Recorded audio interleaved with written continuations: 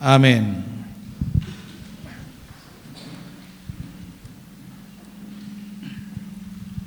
Puji Tuhan, selamat pagi, salam sejahtera bagi kita semua dalam kasih Tuhan kita Yesus Kristus. Kembali kita bersyukur kepada Tuhan untuk kesempatan dan kekuatan yang Tuhan berikan kepada setiap kita sehingga kita dapat ada di dalam rumah Tuhan, beribadah kepada Tuhan. Baik, mari kita membuka Alkitab kita di dalam kitab Wahyu pasal 2 ayat yang pertama. Wahyu pasal 2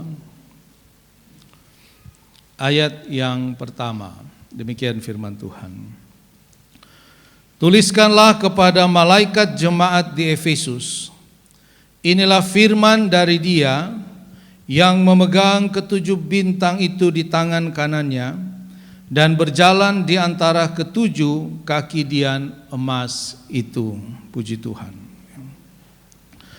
Bapak Ibu Saudara sekalian, kalau kita membaca dari ayat yang pertama dalam kitab Wahyu ini sebagai kitab yang terakhir di dalam Alkitab, maka kita dapat menarik sebuah kesimpulan bahwa Tuhan itu sungguh-sungguh memperhatikan kehidupan umat-umatnya.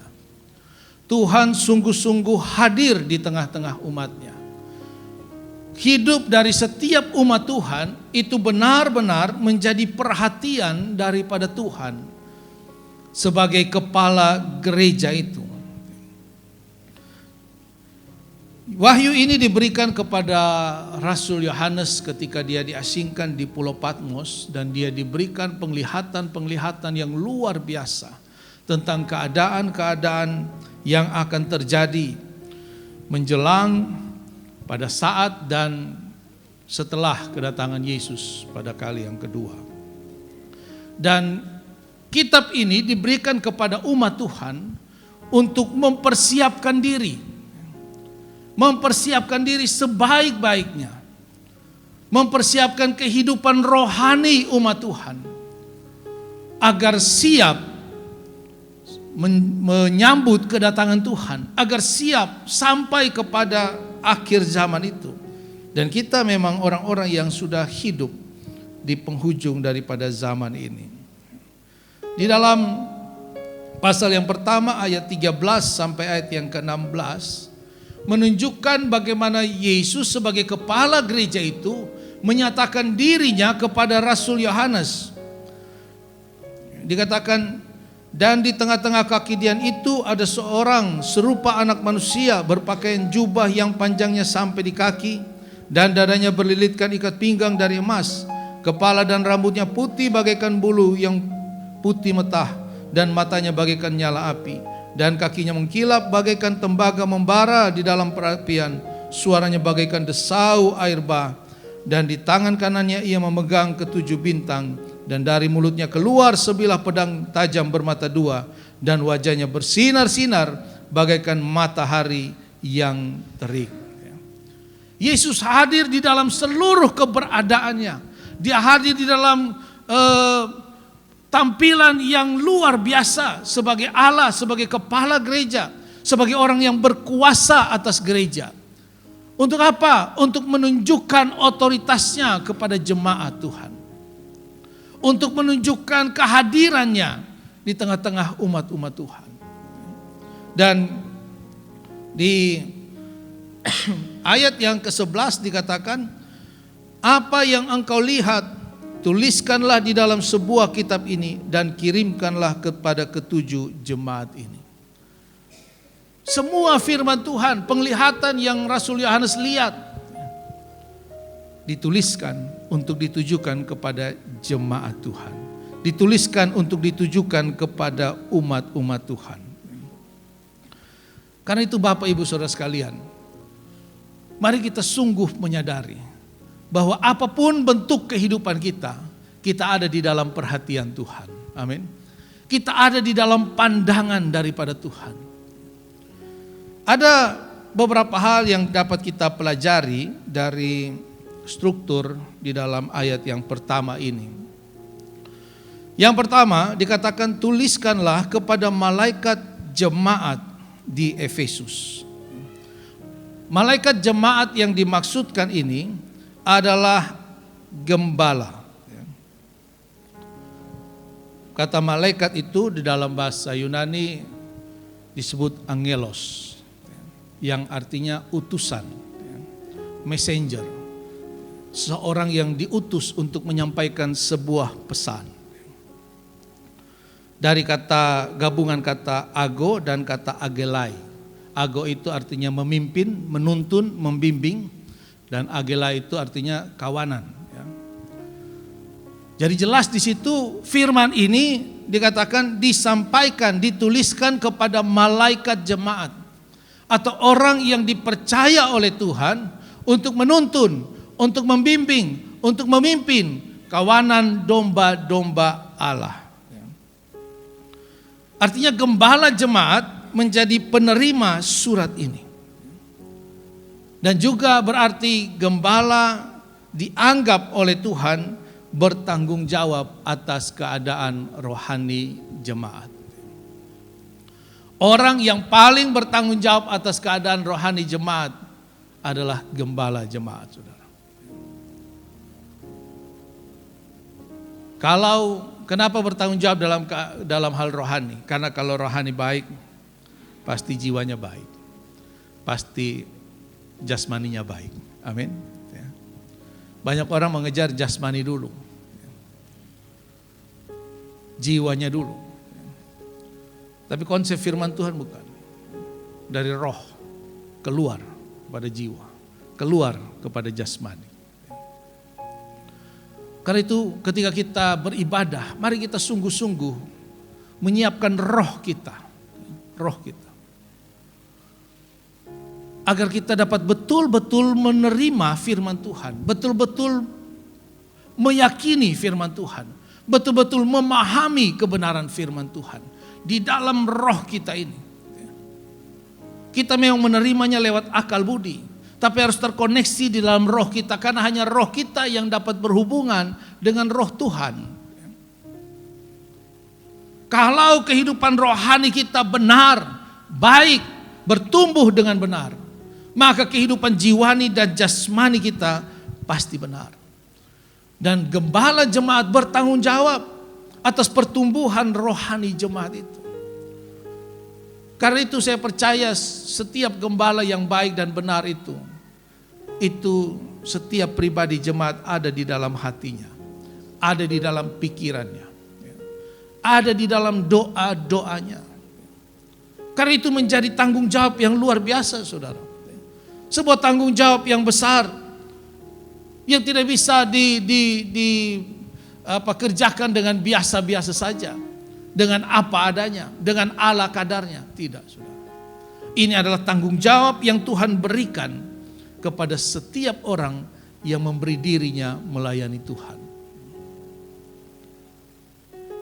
Membangun kehidupan rohani jemaat. Nah, kemudian dikatakan tuliskan kepada malaikat jemaat di Efesus. Surat ini khusus ditujukan kepada jemaat di Efesus. Tadi kita baca di pasal yang pertama ayat 11 itu, tuliskan kepada 7 jemaat. Ya. Ada 7 jemaat di Asia Kecil itu yang dituliskan, yang disebutkan di dalam pasal 2 dan pasal 3 dari kitab Wahyu ini. Kalau kita lihat nama-nama gereja itu kan, kalau gereja Katolik itu biasa pakai nama orang, gitu ya, nama santo, nama-nama orang-orang kudus. Kalau gereja aliran Pantekosta itu biasa nama tempat, gitu ya, baik di daerah maupun ada di Alkitab, gitu ya. Ada jemaat Muria, ya, dan macam-macam. Setiap nama jemaat itu memang ditentukan oleh gembalanya. Tetapi yang dimaksud di sini adalah setiap jemaat itu khusus di mata Tuhan. Setiap gereja lokal itu unik di mata Tuhan. Tuhan punya tujuan, ya. Tuhan punya rencana Dan karena setiap jemaat itu punya potensi yang berbeda di mata Tuhan. Ini kita bicara tentang jemaat lokal. Sehingga tidak kebetulan ketika saudara ada di tempat ini. Tidak kebetulan kalau seseorang bergereja di satu tempat yang lain. Karena setiap jemaat lokal itu ada tujuan Tuhan yang berbeda di dalamnya. Setiap jemaat lokal itu ada potensi, ada kompetensi yang berbeda di dalamnya. Ada rencana Allah di dalamnya. Sekaligus setiap jemaat itu ada tantangan dan ada persoalan yang berbeda. Karena itu tidak mudah, ya. Seharusnya tidak mudah untuk seseorang itu berpindah tempat ibadah. Ya. Sesuatu yang harus dipikirkan, digumuli, didoakan sungguh-sungguh. Bukan hanya karena hal-hal yang remeh seseorang bisa berpindah tempat ibadah itu. Karena ada tujuan Tuhan. Kita ibadah ini bukan cuma seperti ke rumah makan, cari tempat makan, sana enak pindah. Tidak enak pindah. Tidak. Tapi kita harus memahami ada satu rancangan Allah yang besar di dalam jemaat-jemaat lokal. Karena itu Tuhan juga mempercayakan gembala-gembala yang berbeda dalam setiap jemaat lokal. Ini yang perlu kita pahami sungguh, saudara. Karena banyak orang sekarang itu mudah. Ada persoalan sedikit, ada masalah sedikit, tidak tersinggung, tidak terima, kecewa, pindah. Baik yang keluar maupun yang masuk. Tapi itu harus benar-benar bukan tidak boleh, saudara. Tapi harus benar-benar merupakan sesuatu yang digumuli, diyakini sungguh-sungguh. Karena kita harus memahami bahwa kalau kita mempelajari Wahyu pasal 2 dan pasal 3, dalam setiap jemaat Tuhan memberikan kelebihan dan kekurangannya secara detail, saudara. Secara detail. Tuhan memuji kelebihan mereka, tapi juga di saat yang sama Tuhan mencela kekurangan-kekurangan jemaat itu. Dan setiap jemaat lokal itu berbeda, saudara. Karena tantangan yang dihadapi juga berbeda. Visi yang Tuhan taruh pada gembala jemaat itu berbeda, saudara. Karena itu mari kita bersyukur kalau kita ada di tempat ini. Inilah tempat untuk kita berbakti, beribadah. Inilah tempat untuk kita berkarya. Inilah tempat untuk kita menerangi sesama kita, membangun sesama kita. Ini harus menjadi rumah kita bersama. Di tempat di mana Tuhan percayakan kita untuk beribadah. Amin. Yang kedua, dikatakan inilah firman dari Dia. Firman dari Dia. Yesus dari siapa? Yesus adalah kepala gereja. Pasal 1, Wahyu pasal 1 ayat 1 dikatakan, inilah wahyu Yesus Kristus. Firman ini diberikan oleh Yesus sebagai kepala gereja. Yohanes menjadi perantara dari firman yang diberikan oleh Yesus kepada ketujuh jemaat, kepada gembala-gembala jemaat, kepada malaikat-malaikat jemaat itu. Artinya firman yang disampaikan oleh gembala jemaat haruslah firman yang benar. Haruslah firman yang sungguh berasal daripada Tuhan.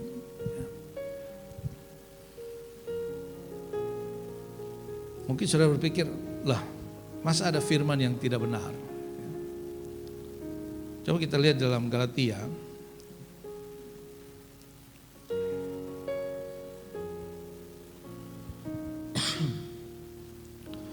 Galatia pasal 1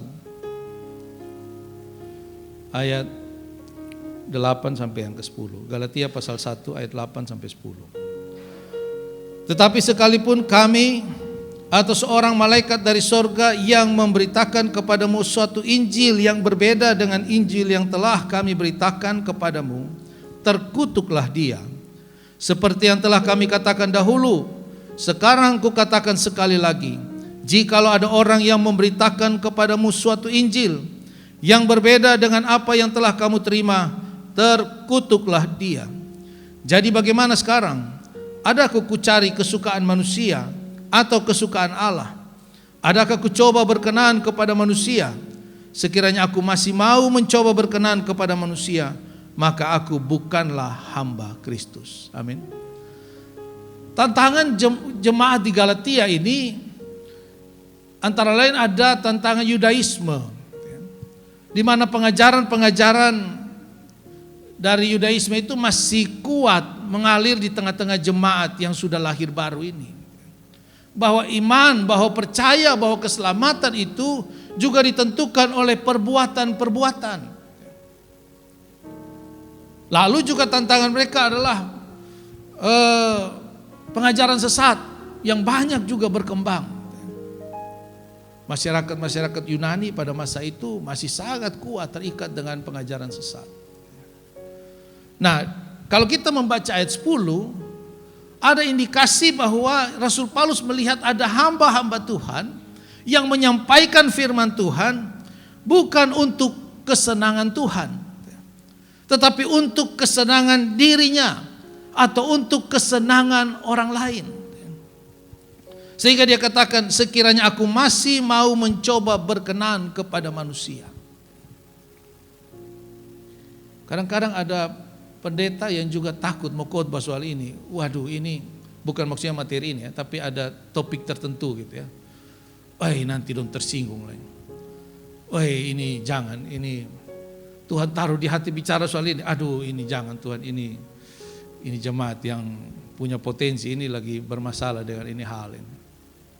Akhirnya mulai memilih mana yang berkenan di hati manusia, mana yang pas di hatinya. Bukan seperti itu, saudara. Tapi ini yang memang terjadi, sehingga Rasul Paulus ingatkan sungguh-sungguh kepada jemaat di Efesus.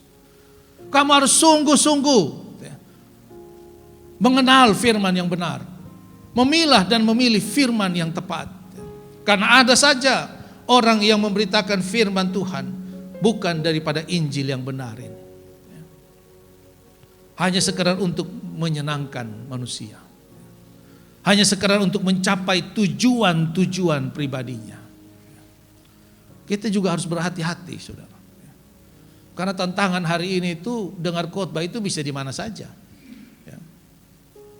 Zaman 5-10 tahun yang lalu kita mungkin dengar khotbah hanya bisa di mimbar, di gereja, di persekutuan.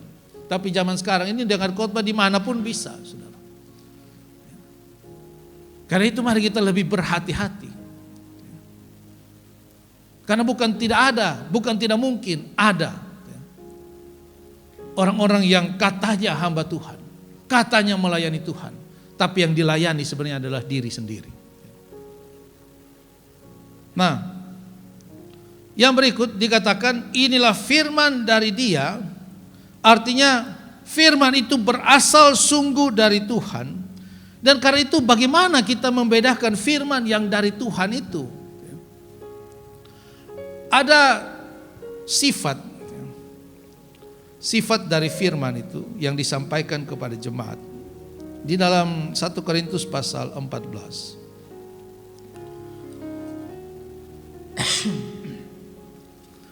1 Korintus pasal 14 ayat 3 dan ayat 4. Ini firman Tuhan mengenai karunia bahasa roh, saudara ya. Tapi Rasul Paulus juga menyinggung tentang nubuat atau penyampaian firman Tuhan. 1 Korintus pasal 14 ayat 3 dan 4. Tetapi siapa yang bernubuat, ia berkata-kata kepada manusia, ia membangun, menasihati dan menghibur. Siapa yang berkata-kata dengan bahasa roh, ia membangun dirinya sendiri. Tapi siapa yang bernubuat, ia membangun jemaat. Ada konflik yang terjadi di jemaat Korintus tentang berbahasa roh dan bernubuat. Pertumbuhan iman rohani yang kemudian tidak diimbangi dengan pemahaman yang tepat, itu bisa juga membawa orang kepada kesesatan. Walaupun dia sedang baru lahir baru, lagi semangatnya cari Tuhan. Nah, justru yang model begini ini yang harus hati-hati, saudara. Lagi semangatnya, kalau tidak diarahkan dengan tepat, bisa berbahaya. Nah, jemaat di Korintus ini terindikasi mereka itu lebih mengutamakan berbahasa roh. Sehingga semua mau bahasa roh. Di dalam satu tempat ibadah ramai orang berbahasa roh.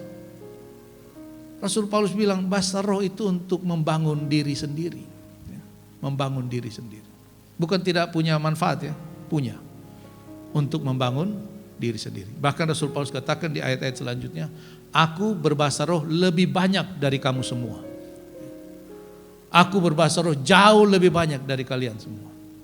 Karena apa? Karena bahasa roh itu fungsinya antara lain untuk membangun diri sendiri. Tetapi firman Tuhan atau nubuatan, bahasa-bahasa kita sehari-hari itu dikatakan membangun, menasehati, menghibur. Inilah sifat dari firman Tuhan. Firman Tuhan itu bukan membingungkan, bukan menakutkan, bukan mengecewakan, bukan buat orang galau. Tapi firman Tuhan itu haruslah yang pertama dikatakan membangun. Membangun. Ada dorongan, ada semangat yang disampaikan melalui kebenaran firman Tuhan. Sehingga orang punya pengharapan, iman dari orang dibangun. Punya kekuatan untuk menghadapi hari-hari ke depan. Punya kekuatan untuk menghadapi segala persoalan yang Tuhan izinkan terjadi. Itu sifat daripada firman Tuhan. Lalu dikatakan menasehati. Firman Tuhan juga harus menjadi sebuah nasihat. Membetulkan, memperbaiki, meluruskan. Itu sifat dari firman Tuhan. Dan yang terakhir menghibur. Memberikan kelegaan.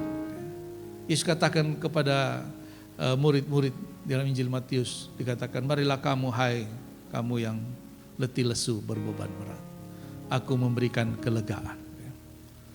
Jangan sampai juga dengar firman Tuhan, aduh ini pukulan terus, ini firman Tuhan ini tekanan terus, ini bicara dosa terus. Ya, tidak juga gitu ya. Harus menyangkut ketiga hal ini, membangun, menasihati, dan menghibur. Sehingga orang mendapat semangat yang baru. Ketika orang selesai mendengar firman Tuhan, wah hatinya gembira, ada sukacita yang daripada Tuhan. Sekalipun tantangan di luar sana berat, sukar, sulit. Kadang-kadang saya suka bingung juga kalau orang, ayo kita tanggalkan masalah kita di luar. Gimana caranya menanggalkan masalah kita di luar gereja itu? Ya kalau kayak tas ransel gitu ya, masalah bisa lepas taruh. Saya mau bebas memuji Tuhan. Ya kita datang dengan segala keberadaan kita kepada Tuhan, saudara. Amin. Jangan kita seperti bertopeng, datang di hadapan Tuhan seperti tidak ada apa-apa. Begitu keluar pikul lagi ini masalah gitu. Bukan begitu. Bawa semuanya datang kepada Tuhan. Amin. Supaya kita paham bagaimana kita menghadap Tuhan, bagaimana kita menerima kekuatan daripada Tuhan, sehingga masalah yang kita pikul ini kita tahu jalan keluarnya. Amin. Bukan ditanggalkan di luar gereja sana. Bawa masuk semua keberadaan kita, karena Tuhan mau berjumpa dengan kita apa adanya diri kita ini. Itu sifat daripada firman Tuhan. Nah, sementara tujuan daripada firman Tuhan di dalam surat 2 Timotius, kita sudah tahu ayat-ayat ini. 2 Timotius pasal 3 ayat yang ke-16. 2 Timotius pasal 3 ayat 16. Segala tulisan yang diilhamkan Allah memang bermanfaat untuk mengajar, untuk menyatakan kesalahan, untuk memperbaiki kelakuan, dan untuk mendidik orang dalam kebenaran. Amin. Inilah tujuan pemberitaan firman Tuhan, saudara. Yang pertama dikatakan bermanfaat untuk mengajar. Firman Tuhan yang disampaikan yang pertama harus bersifat pengajaran. Harus ada nilai-nilai pengajaran di dalamnya. Harus ada nilai-nilai dogmatik. Harus ada nilai-nilai pendidikan di dalamnya. Ada nilai-nilai doktrin di dalamnya. Kadang-kadang kalau orang dengar firman Tuhan bersifat pengajaran ini suka mengantuk. Aduh, tidak menarik. Makanya tidak banyak orang mau datang ikut PA itu. Pendalaman Alkitab itu kan sifatnya pengajaran. Tidak banyak orang mau ikut. Itu membosankan. Tapi ini firman Tuhan katakan. Segala tulisan yang diilhamkan Tuhan kepada jemaat Tuhan itu harus punya nilai pengajaran. Harus punya nilai yang membangun dasar-dasar iman, dasar-dasar kepercayaan, dasar-dasar pengharapan. Karena di dalam 1 Petrus pasal 3 ayat 15 kalau saya tidak salah dikatakan, siap sedialah untuk mempertanggungjawabkan pengharapan yang ada padamu kepada setiap orang yang meminta pertanggungjawaban. Pertanggungjawaban doktrin, pertanggungjawaban pemahaman, pertanggungjawaban firman Tuhan, kebenaran, itu bukan hanya tanggung jawabnya hamba Tuhan, bukan hanya tanggung jawabnya gembala, saudara, tidak. Tapi itu tanggung jawab dari setiap orang percaya. Dan sampai kalau kita ditanya soal-soal rohani, Petrus tahu kalau yang itu gembala do yang tahu. Bukan begitu, saudara. Kalau kita lihat di dalam salah satu kelebihan daripada jemaat di Efesus, di ayat yang ke-2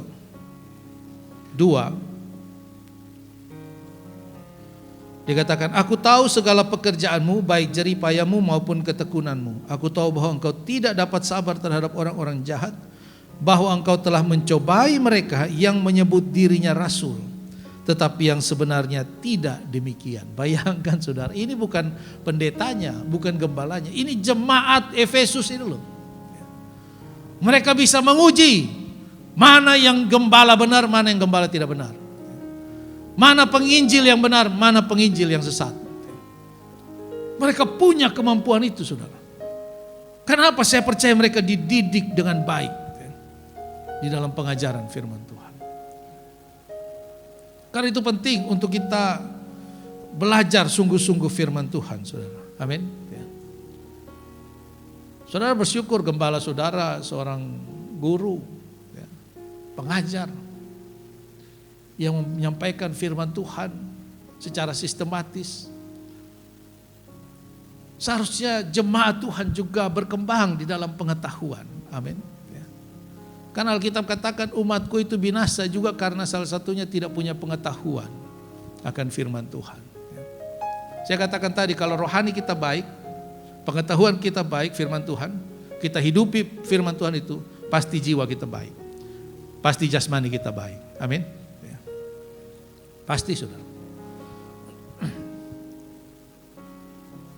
Lalu dikatakan yang berikut, firman yang diilhamkan Allah untuk menyatakan kesalahan.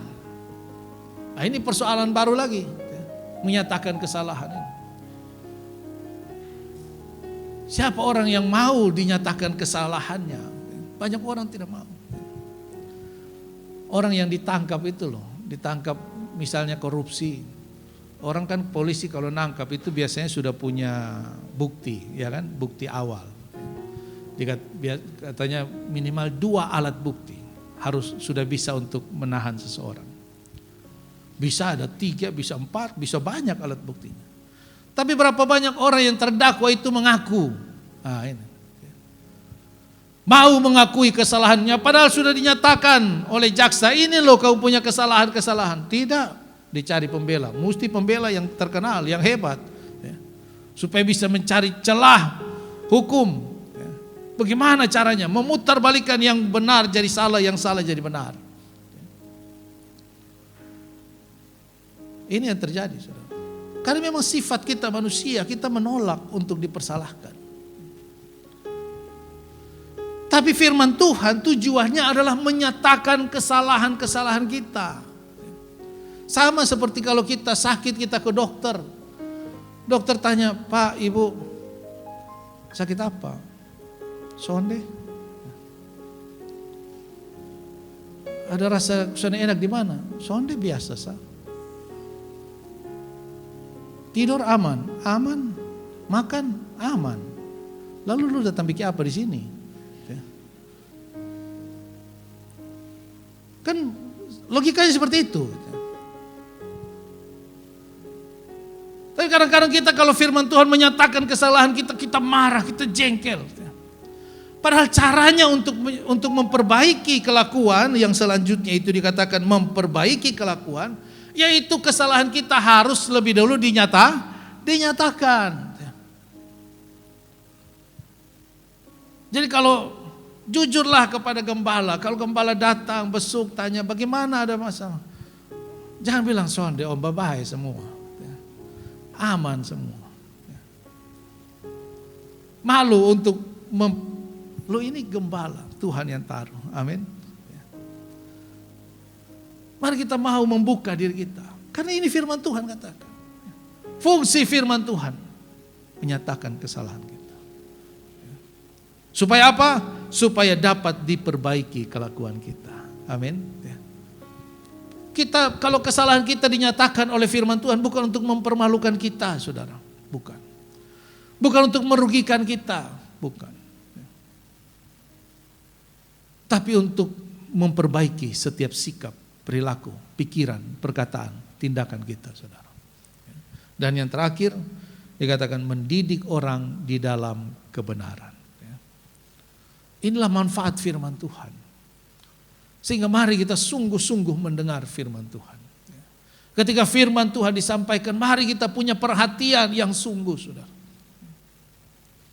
Zaman Esra itu kalau dia menyampaikan firman Tuhan, Alkitab katakan bangsa Israel mendengar sambil berdiri dari pagi sampai petang. Dari pagi sampai sore, berdiri. Ya Nabi yang menyampaikan firman berdiri, ya yang dengar juga berdiri, saudara. Kita kadang-kadang kalau pujian berdiri terlalu lama, ini satu nih dia tahu kalau su capek berdiri 3 lagu 4 lagu berdiri terus. Cuma berdiri setengah jam, saudara. Mari sungguh-sungguh dengar firman Tuhan, karena ada maksud, ada tujuan Allah di dalam firman Tuhan. Untuk membuat setiap kita semakin hari semakin lebih baik. Dari ayat yang ke-17, ayat 17 dikatakan, dengan demikian tiap-tiap manusia kepunyaan Allah diperlengkapi untuk setiap perbuatan baik. Amin. Setiap manusia kepunyaan Allah. Kalau kita merasa kita kepunyaan Allah, mari kita mendengar firman dengan ketulusan, dengan hati yang terbuka, dengan pikiran yang terbuka. Supaya apa? Supaya kita diperlengkapi untuk setiap perbuatan yang baik. Jangan kita sudah bertahun-tahun, belasan tahun, puluhan tahun ikut Tuhan, jatuh bangun di dalam persoalan masalah yang sama. Itu namanya tidak bertumbuh, saudara. Seberapa pentingkah perbuatan-perbuatan kita? Seberapa penting tindakan-tindakan kita? Seberapa penting pelayanan-pelayanan kita? Banyak orang merasa itu tidak penting. Yang lebih penting adalah pencapaian jasmaninya. Bagaimana saya bisa sukses? Bagaimana saya bisa mencapai tujuan-tujuan saya? Tidak. Perbuatan-perbuatan kita sangat penting. Pelayanan-pelayanan, perbuatan baik kita sangat penting, saudara. Ayat yang terakhir. Mari kita melihat di dalam Wahyu pasal 14, ayat yang ke-13. Wahyu pasal 14 ayat 13. Dan aku mendengar suara dari sorga berkata, tuliskan, berbahagialah orang-orang mati yang mati dalam Tuhan sejak sekarang ini. Sungguh kata Roh, supaya mereka boleh beristirahat dari jerih lelah mereka, karena segala perbuatan mereka menyertai mereka. Amin. Waktu kita mati, saudara, bukan harta kekayaan yang kita bawa, bukan pangkat dan jabatan yang kita bawa, bukan, tapi perbuatan-perbuatan kita yang kita bawa. Tuhan tidak silau dengan pangkat jabatan kita. Tuhan tidak silau dengan kekayaan kita, tidak. Tapi Tuhan betul-betul menghargai setiap perbuatan kita. Karena itu setiap hasil perbuatan kita itulah yang kita bawa. Karena itu mari kita merenung, merefleksi diri kita selama saya hidup ini. Perbuatan apa yang sudah saya lakukan? Pelayanan-pelayanan apa yang sudah saya kerjakan? Perhatian-perhatian di dalam pelayanan pekerjaan Tuhan yang seperti apa yang sudah saya berikan? Korban-korban seperti apa yang saya berikan bagi pelayanan pekerjaan Tuhan, bagi orang lain. Karena itulah yang akan kita bawa nanti. Karena itu firman Tuhan datang, mengubah kita, membentuk kita, agar kita diperlengkapi untuk melakukan hal-hal yang baik. Hal-hal yang baik itu akan kita bawa di dalam kekekalan. Puji Tuhan, demikianlah firman Tuhan. Kiranya memberkati kita semua.